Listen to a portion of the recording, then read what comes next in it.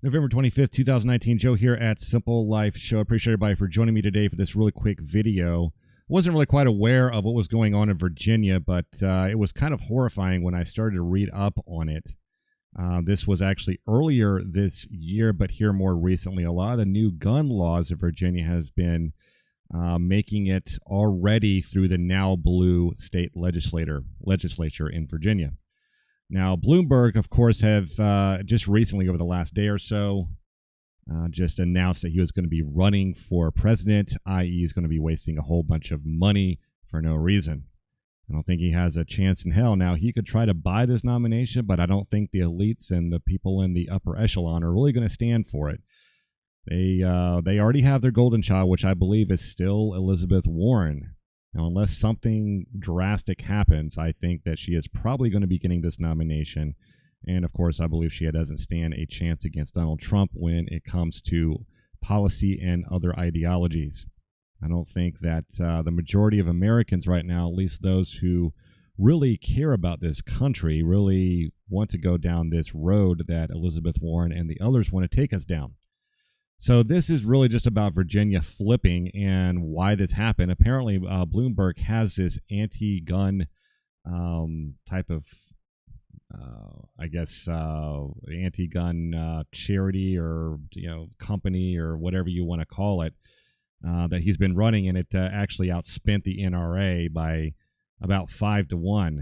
Well, not so much 5-1, but I guess that would be more like 6-1 or something, 7-1 or 7 or 8-1 for every dollar spent at from the NRA. Every town gun control, or every town, what is it called? Every town, what is this called? Every town for gun safety actually outspent the NRA by 8-1, 2.5 million. Of course, a lot of that coming from Michael Bloomberg himself. And this really helped the Virginia turn blue. So their entire state legislature is blue now. They've had a lot of big plans in Virginia for confiscating guns. And this is no longer a conspiracy theory anymore. This is happening all over the place in a lot of municipalities, a lot of cities. They are passing ordinances where it makes AR-15s and other types of weapons such as that assault weapon style guns illegal.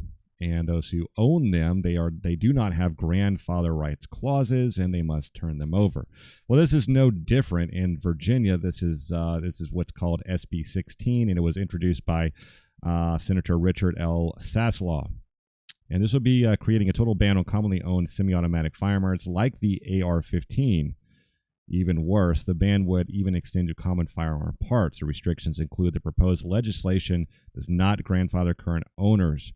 Legislation is clearly designed to be firearms confiscation, so they will have to go door to door to get all of these weapons. I don't think this is really going to be something that that gun owners in Virginia are going to be going for. And we can already see that here recently over the last few days. Virginia gun owners prepare to defy new gun control laws. They are asking a lot of the sheriffs and a lot of the lower municipality type of power within the Virginia government to enact types of types of sanctuary cities that people can still own their assault style weapons. We're going to continue seeing this over and over as different types of anytime you see Democrats in power and they have the power to actually pass legislation, you're going to see legislation like this. It's not going to be stuff that's going to be helping people. It is going to be stuff to shut down freedom of speech. It's going to be stuff to stifle the Second Amendment. And all of these things should be horrifying to a lot of the people who truly respect the Second Amendment, as long as with the Constitution as a whole. So when we read on this actual bill, this is from the NRA site, the legislation action branch of the NRA. We're going to talk a little bit about what this is actually in this. The legislation provides it is unlawful for any person to import, sell, transfer, manufacture, purchase, possess, or transport an assault firearm. So what's an assault firearm according to this bill? What the assault firearm, now, if you're caught with a firearm, if you don't turn it in, you could face up to 5 years in jail. Okay, so what is an assault weapon? It says basically a semi-automatic centerfire rifle with a fixed magazine with a capacity greater than 10 rounds. Most magazines have a capacity greater than 10 rounds. So if it's not a hunting rifle, is now even some hunting rifles have they have capacities where they can take 30-round mags or 15 to 30-round mags. So this is going to basically make all those types of weapons illegal besides hunting rifles. Now they're also going after not only the rifles, but they're also going after semi-automatic centerfire pistols with a fixed magazine capacity greater than 10 rounds. There's a lot of pistols out there that have a greater capacity than 10 rounds. I know mine do. So those are illegal now too. And I'm saying that they're illegal now because the Democrats control the state legislature. This will get passed. These guns will be illegal, and they will be going door to door looking for these guns. This is coming. This is coming, and Virginia is a warning shot when it comes to this. This is not a conspiracy theory anymore. The Democrats really want to pass this stuff. They want to get it passed, and they're doing it through the states first. After that, if there's a Democrat in office in the White House, then God help us all, because everything will be illegal at that point. This also goes towards different types of shotguns with revolving cylinders. Or semi-automatic shotguns with the following characteristics: a folding or telescoping stock, a thumb hole stock. A lot of these things are the same. A pistol grip that protrudes conspicuously beneath the action of the shotgun. So this is going to basically make, I would probably say, 80 to 90% of the guns out there illegal, especially the ones in Virginia where the NRA is located. So there's a lot of there's a lot of gun-loving enthusiasts out there. There's a lot of Second Amendment supporters. Now, why they didn't show up to vote, I really don't know. You could say it's their fault, but who knows? Maybe there was something else going on. Maybe it was all the Bloomberg money. We don't know yet.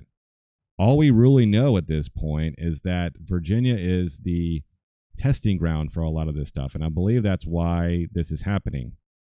They are doing it in the NRA's backyard, and they want to do a test run of gun confiscation. Watch this happen over the next few months.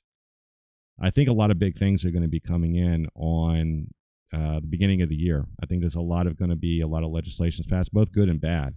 But I think that since everything, we're going to be going into the election cycle and right in the thick of it, and things are going to start heating up. You're going to start seeing more things being said and done.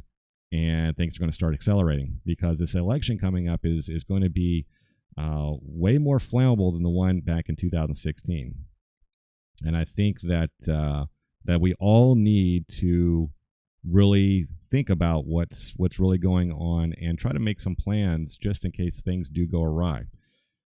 I really don't know what the Democrats or liberals or the deep state is really capable of at this point. And I think to make assumptions would be very dangerous, both ways. So until next time, this is Joe with Simple Life and Simple Life Show, and I hope you have a good Thanksgiving. I'll see you in the next one. Bye.